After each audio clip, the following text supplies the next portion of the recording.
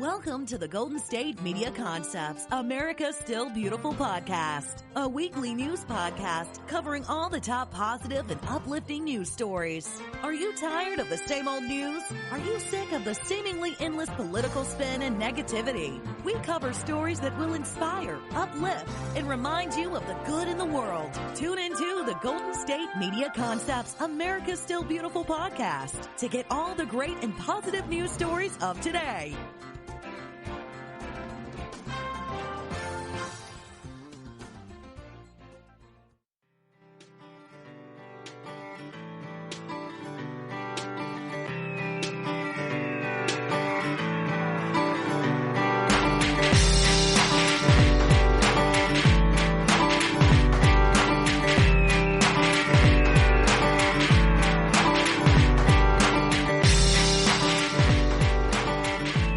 Welcome to GSMC, America's Still Beautiful podcast, brought to you by the GSMC Podcast Network. I am your host, Alyssa Jo. Hello, everybody. How is it going today? I hope you're having a wonderful day so far, and a wonderful weekend. Happy Monday, if you're listening to this on Monday. New start to a new week, which is always exciting, but I hope you have had an amazing weekend, this past one. I had a lot of fun this weekend. I got to go to a sunflower festival, and I love sunflowers. They are my favorite flower ever. So basically, it was just a giant field of sunflowers and just lots of really pretty photo ops and all those different things.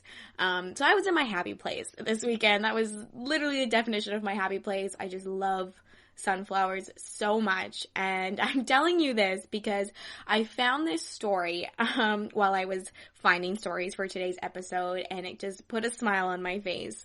So there is this man from England. His name is Barry Boyton, and he's a gardener, I guess, and he was quite happy and quite stunned because he found himself, he went into his garden one day and realized that one of his sunflowers had 27 heads on the stem. So 27 on one stem, it's pretty incredible. So literally, it's not uncommon for a sunflower to have several heads on a single stem. Experts say, though, that 20 is usually the maximum that it'll have, usually. But he was just super happy about this. And so now he is on a mission to try to beat the world record of how many sunflower heads can be on one stem. So it's more than 100. And so I don't know how exactly you plant sunflowers in hopes that they would have more than one head or 100 heads. I can't even imagine. But I just was going through so many stories, and it made me smile because I was just in a sunflower field. And to be honest, I don't think I saw one stem that had multiple heads. I thought they were all single-headed sunflowers. But anyways, so this man is on a mission to set a world record for over 100 sunflower heads on one stem. So I guess stay tuned and see if he does it. But 27 heads on one sunflower, it's pretty cool. All right, I'll stop going off about sunflower heads and start telling you about today's episode and all the stories I have to share with you. I have lots of good ones. I'm always sharing positive, feel-good stories, and I love doing it. Best part of my day. So I have lots of good ones for all you animal lovers out there. We got some good stories about animals. I got some random acts of kindness. I got some things that you can be doing during lockdown or COVID. I just got lots of good stuff today. So let's just jump right into it. I'm going to start with a story about some good Samaritans that just shocked a stranger in a parking lot by offering to help transport one of their appliances that wasn't fitting into their vehicle.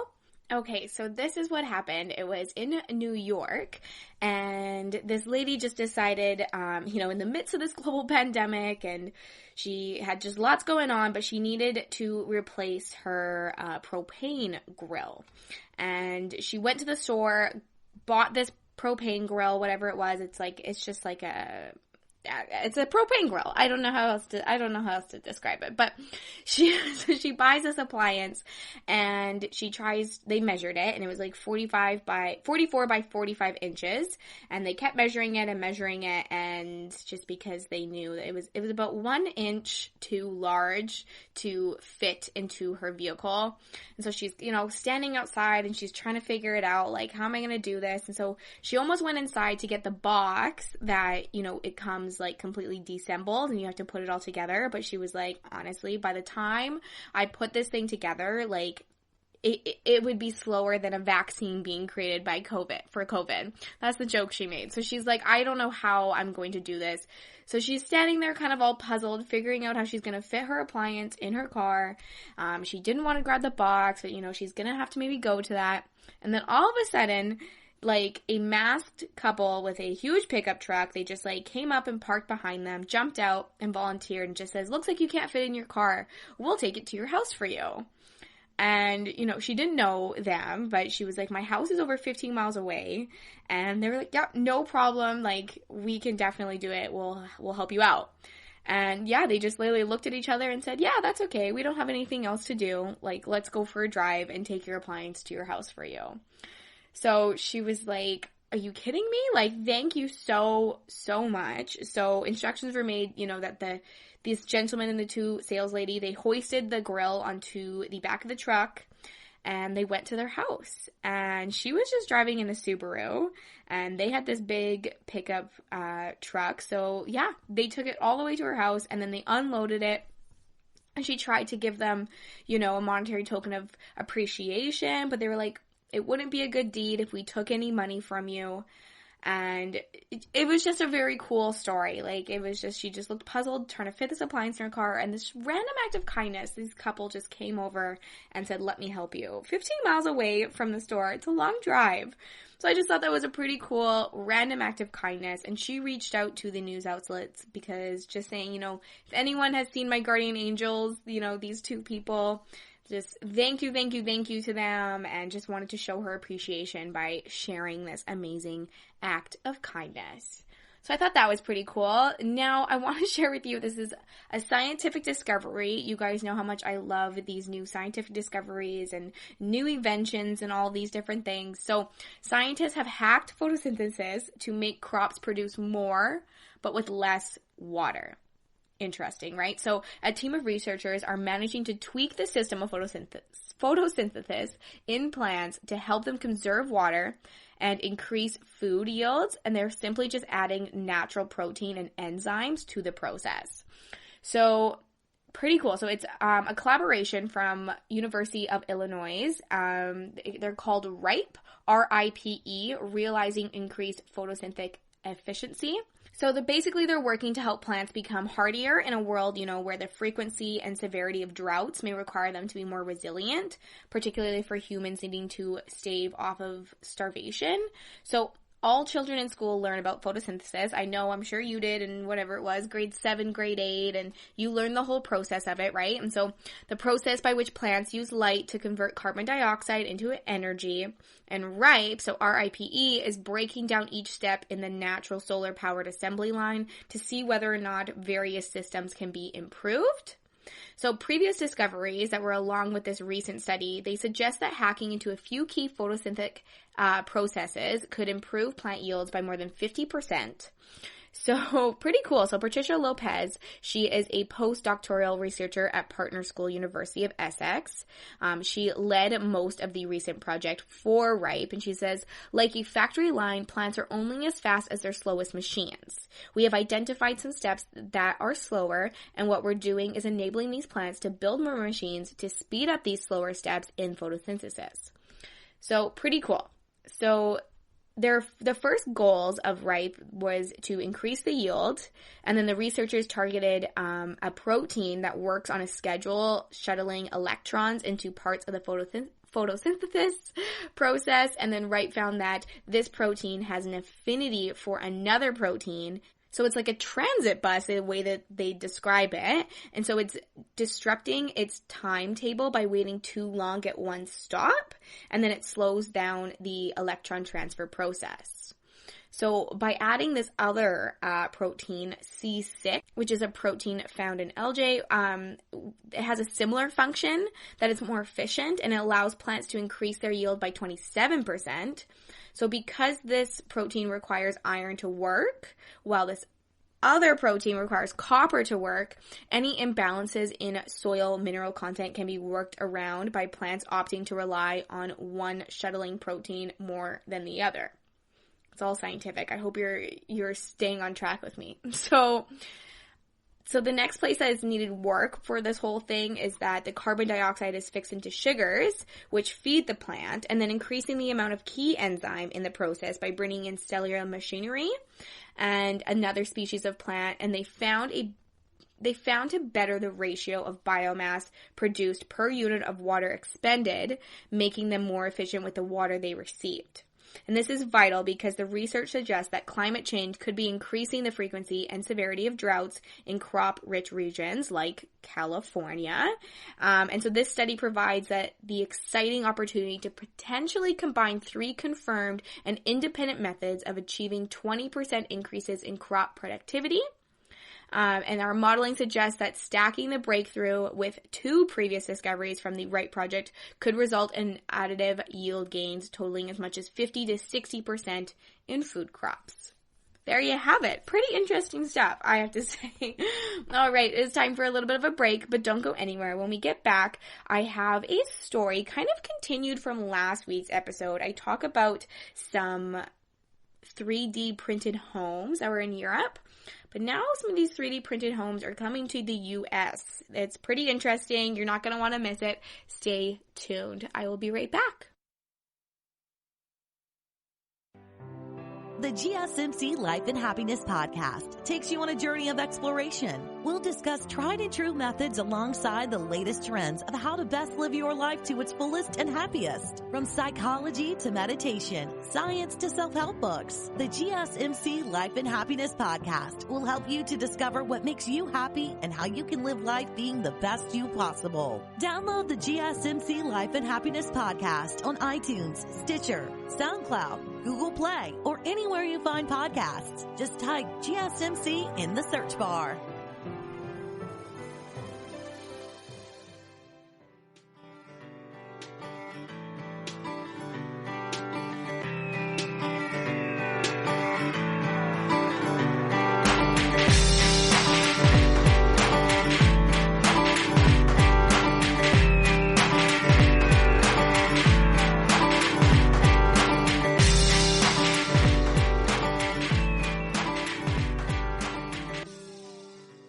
Welcome back to GSMC, America's Still Beautiful podcast, brought to you by the GSMC Podcast Network. I am your host, Alyssa Jo. Hello. How's it going? Okay, we are back. I have some more feel-good positive stories to share with you. So if you listened to last week's episode, I believe it was my Thursday episode, the last one, I talked about the largest 3D printed home that was put up in Europe. It only took 3 weeks for it to get built from this 3D printer. And now a California company is making the act of purchasing this tiny homes, and then they deliver and the installation is also included as well. So delivery and installation is included, and it's literally as simple as going online and you can just tap a button and you can get a tiny home like delivered to you and installed to like wherever you are or like your property. It's pretty interesting. So it's called Mighty Buildings, and they're able to complete a home in 24 hours. So walls, floors, and ceilings, and this is all because it's 3D printed in a warehouse in Oakland. And this startup uses a specialized material called thermostat composite that makes them durable, low maintenance, and ultra energy efficient. So customers can choose different sizes. So there is one bed, 1 bath unit. There's a 3 bed, 2 bath unit, and then delivery and installation included in the price as well. So it's 350 square feet, and that unit costs $115,000 installed. Plumbing, electricity, furnishing, doors, and windows are all fitted post-installation, just like the old-fashioned way as you would any other house. But it's pretty cool. It's a pretty exciting time in the 3D printing world, I guess. So an entire neighborhood of 50 printed houses is being completed in Mexico by a Texas company called Icon. And it's going to benefit low-income residents through grants from a nonprofit as well. So 3D printed homes are actually becoming very popular now because their cost is just so much lower and there's 90% less waste. But the differences in 3D capabilities and technologies are emerging. So Mighty Buildings, this company that's constructing family homes, they're doing it for 45% less than most construction firms because of its automated process. And then unlike Icon, the company in Texas, they also printed the floor and roof of the building. So for Mighty Buildings, it's a huge thing. It's being able to go where some of the other 3D printing construction companies cannot. They have a 20-foot printer, and they're completing the entire structure, which is rare for a 3D printing company. So it's pretty cool. They say as soon as you're able to produce not only the walls, but also floor and ceiling, that saves a huge amount of hours, and specifically labor hours, which are very expensive. So that was Slava, the CEO and co-founder of the startup company. And they just said, would you like to have your next home printed for you in 24 hours? Pretty interesting, I have to say. So if you want to go find out some more information, head all over to mightybuildings.com. These tiny homes, they are gorgeous. Like it's absolutely gorgeous. And it's literally a house built for you in 24 hours. And they just brought delivery, setup, installation, and then of course you have to do kind of all the inside stuff yourself afterwards. But the concept is so cool. So head over to mightybuildings.com if you want to find out more information. There is of course lots more information on their website. Now, I want to share a story about a police dog that had the most successful first shift ever by finding a missing mom and her 1-year-old in a remote ravine. This is pretty cool. So, first days into the new job, it's quite nerve-wracking entering a new job, and there's so much to learn. But this police dog, it was his first day, and he had the best first day they've ever heard of, for a little canine. And he located a missing mother and the baby on his very first shift. So his name is Max, and he was with a police officer, and they tracked down a woman who had spent a night in a remote location in Wales with her young child. And so Max, the dog, he's 2 years old, he's a mixed German Shepherd, and he quickly put his training into action during his first optional shift. Of course, he's been doing lots of training and stuff, but he was covering a significant distance to find the mom and child.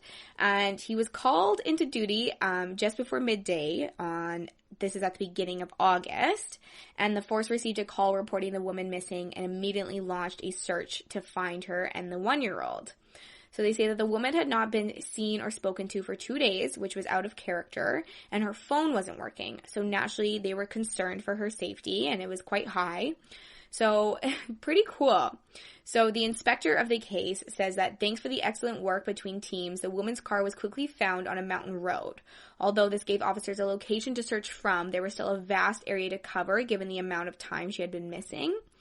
So this is where Max's tracking skills really came into play, and they say despite only recently becoming licensed, on his first operational shift, he immediately commenced an open area search. So with support from the mountain rescue team and an NPAS helicopter, and then some advice from a search expert, additional units were deployed to assist in searching the area, which included a small reservoir and a woodland as well. So Max and his officer, they covered a significant amount of distance, but 1:30 p.m. they guided Max's nose, and the officer spotted the missing woman waving for help near a very steep ravine on the mountainside. So after an hour and a half of searching, the mom and baby were found safe, just cold, but they were safe, and they were checked out by paramedics, and they made a full recovery. All right, my next story is about a project that was in Warsaw, Poland. And Warsaw, Poland became the latest city now to feature a public art project. and it also cleans the city's air. And it's a giant mural made of special sun-activated smog cleaning pigments. It was just painted by local artists. It's beautiful, first of all. Like, the mural is so pretty. It's flowers. It has a nice little saying. It's absolutely stunning. And it literally cleans the air.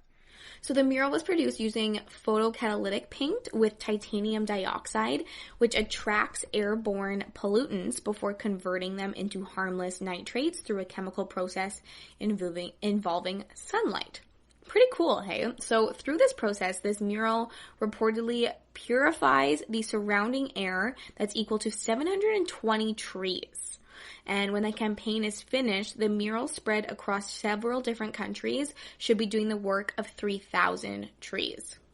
So interesting. So this mural was erected on a building facing a popular metro shop and features a collection of smiling flowers entangled among high-rise buildings. So some of the artists, they were just local artists that were able to paint this, which is pretty cool. And amid the flowers, there are the words saying, create together for tomorrow. So just a positive message to inspire change, and Converse officials feel will help welcome people who are returning to their daily commutes after the periods of COVID-19 isolation. So they say for the time being, everything has slowed down. But at Converse, we saw this as an opportunity to speak up and help produce fresh air through painting murals. There you go. And so it is a global movement. And so in Bangkok, Thailand, there was that's the second city to finish a mural among 13 others that are going to be happening as well, like in Sydney, Melbourne, Panama City, San Diego. There's a bunch of different ones. But Converse is not the only one using these special paints to clean the air. I guess a Dutch designer studio, they have a series of billboards in Mexico which use the same kind of paint as the one in Warsaw. And each billboard generates the same amount of clean air as 30 trees every 6 hours, and it can function for up to 5 years. So that's tackling some of the pollution that gets lodged into the Mexican Valley and beyond the reach of strong wind currents. So there you go. Pretty interesting stuff. It is time for another break, but don't go anywhere because I have all those animal stories that I teased at the beginning coming up right after this break. So stay tuned. I will be right back. Tired of searching the vast jungle of podcasts? Now listen close and hear this out. There's a podcast network that covers just about everything that you've been searching. Hey! The Golden State Media Concepts Podcast Network is here. Nothing less than a podcast bliss with endless hours of podcast coverage. From news, sports, music, fashion, cooking, entertainment, fantasy, football, and so much more. So stop lurking around and go straight out to the Golden State Media Concepts Podcast Network. Guaranteed to fill that podcast itch. Whatever it may be. Visit us at www.gsmcpodcast.com. Follow us on Facebook and Twitter, and download us on iTunes, SoundCloud, and Google Play.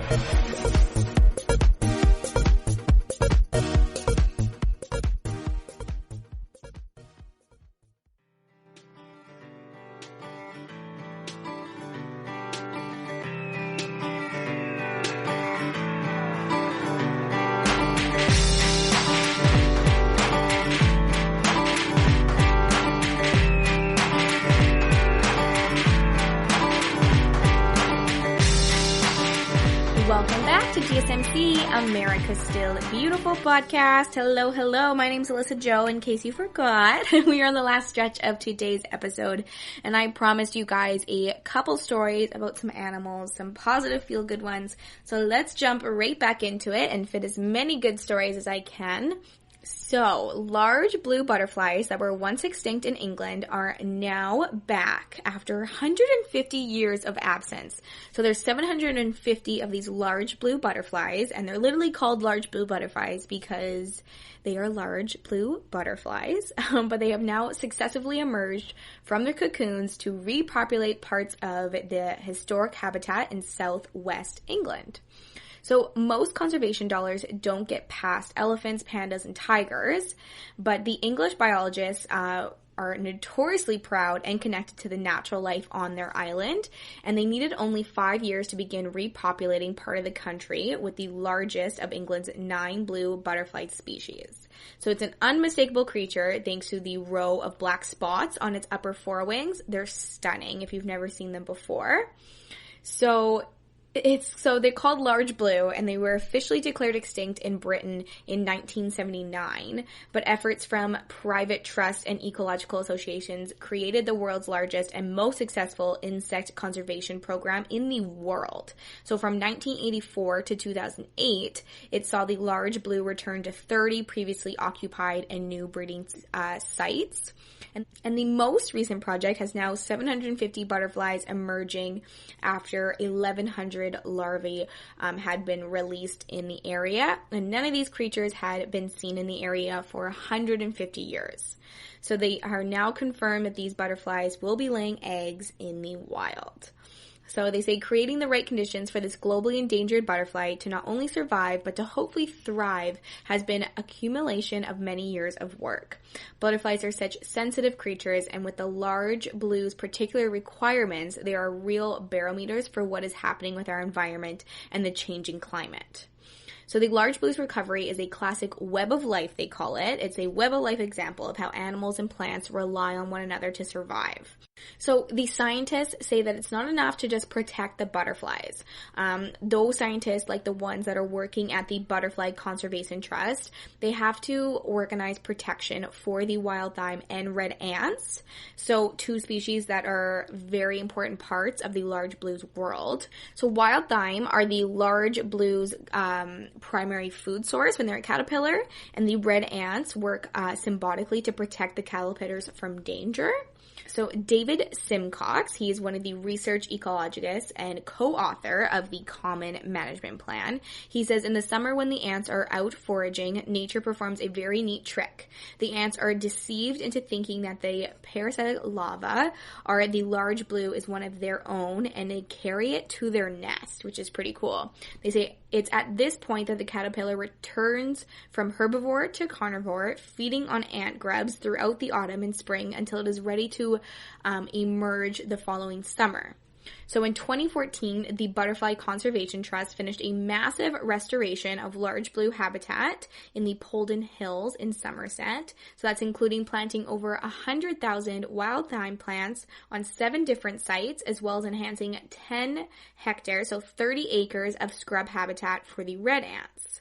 And the project resulted in 3 recolonizations, as well as 1 entirely new breeding site. And by 2019, there were 10 large blue breeding sites altogether. So that was a jump from 6 in 2017. So there you have it. The large blue butterflies are back. It took a lot more than just saving the butterfly, but other things as well. But there you go. Now, my next animal story I have to share with you is pretty cool as well. So there has been an elephant baby boom in Kenya, and this is all thanks to rainfall, and it's a record number born, including rare twins. So the combinations of interruptions in international travel due to COVID-19, another positive thing. So due to the interruptions in international travel and the periods of heavy rainfalls, it's led to the wildlife officials reporting a recent elephant baby boom.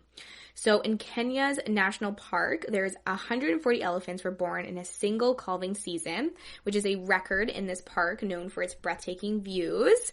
But they say it has been a difficult year for all of us, but there is still so much to celebrate. Here in this park, elephants are thriving. 140 beautiful calves have been born in 2020 and more are expected. That was Winnie Carew. She's speaking for the Elephant Protection Initiative. And she says, in fact, it's culmination of all the sorts. So the Kenya Wildlife Service reported that from 1989 to today, the nation's elephant population have more than doubled. And this is in part because of authorities in the past couple of years have managed to tame poaching in the country as well. And the announcements that corresponded with World Elephant Day that was on August 12th It includes the very special news that the 2 of the newborns were twins, which is a rarity among the species. So Cynthia Moss, director of the Trust for Elephants, says, "It seems baby elephants are falling out of the sky. The ability of a female to conceive and carry a calf to term depends greatly on her own physical condition." So in drought years, female elephants often can't find enough food to supply their calves with milk, even in a park that is the size of Yellowstone. So that's 8,000 square kilometers. But the rains this year have brought so much vegetation that there's been no problem supporting the newborns, even the twins, as they begin their journey through life. There you have it. Those are my 2 animal stories I wanted to share with you today. And now I'm going to be sharing something that you could be doing during all this COVID craziness. They're saying that if you listen to last episode, let me pause for a second. If you listen to last episode, I talked about the Walmart drive-in that they're doing all over the U.S. So there's a bunch of different drive-ins going to be happening in the Walmart parking lots with celebrities as guests, and they're going to be showing a bunch of great movies just to kind of get the community together but keep everybody socially distanced safe. So now they are saying that floating movie nights, where viewers can literally sit in socially distant boats, may be coming to the US and to Canada. So pretty unique adventure, I have to say, but the Australian company Beyond Cinema says it will tour North America with their mini movie boats, and they're going to be setting up in major cities along the way. So if this does happen, they say at the events there will be free popcorn for the ticket holders who will be viewing classic films as well as new releases as well. And Beyond Cinema says it has created ramped up safety measures for pandemic times. And they say that tickets will require you to purchase the whole boat to ensure that groups will be seated with friends and family only, and then allow for the social distancing between the boats as well. So if you're in Los Angeles, Denver, San Diego, or San Francisco on September 2nd, you can pre-order tickets for some showtimes. I guess it is happening for sure. So go to the website, see if you can pre-order some tickets. And they say that if you're in NYC, Pittsburgh, Toronto, Calgary, or Vancouver, you can also maybe be purchasing tickets. So there is updates. Check their website to see when the pre-tickets come out. But if you're up for a unique cinema event float, you can go to their website, Beyond Cinema, and see all those updates. Well, that is all of the feel-good, positive stories I have to share with you today. Thank you so much for being here. Thank you for listening to GSMC, America's Still Beautiful podcast, brought to you by the GSMC Podcast Network. I am your host, Alyssa Jo. I so appreciate you being here. Please do not forget to hit that subscribe button, to like and follow our social media pages, and of course to leave a 5-star review like always. Thank you so much, and I cannot wait till next time. You've been listening to the Golden State Media Concepts, America's Still Beautiful podcast, part of the GSMC Podcast Network. You can find this show and others like it at www.gsmcpodcast.com. Download our podcasts on iTunes, Stitcher, SoundCloud, Google Play, or anywhere you find podcasts. Just type in GSMC to find all of our shows. From the GSMC Podcast Network, from social media news to marketing news, and even weird news, the GSMC Podcast Network has you covered. You can also follow us on Twitter and Facebook. Thank you, and we hope you have enjoyed today's episode of the Golden State Media Concepts, America's Still Beautiful podcast.